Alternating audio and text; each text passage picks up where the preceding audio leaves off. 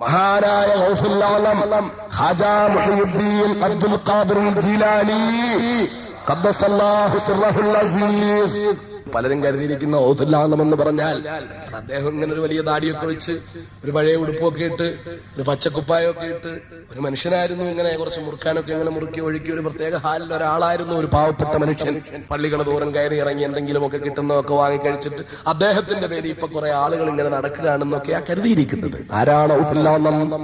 ഗൗസുൽ ആലം പട്ടിണിക്കാരനായിരുന്നില്ല, പാവപ്പെട്ടവനായിരുന്നില്ല, കൂലിവേലക്കാരനായിരുന്നില്ല.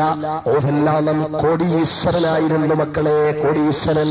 മഹാനായ ഗൗസുൽ ആലം ഖാജാ മുഹയ്യിദ്ദീൻ അബ്ദുൽ ഖാദിർ ജീലാനി ഖദ്ദസല്ലാഹു സിർറഹുൽ അസീസിന്റെ കയ്യിൽ പിടിച്ചിരുന്ന ഒരു വടിയുണ്ടായിരുന്നു. ആ വടിയുടെ അറ്റത്തൊരു മുത്ത് പതിപ്പിച്ചിരുന്നു. ആ മുത്തിന് അന്നത്തെ രാജാവിന്റെ രാജകൊട്ടാരം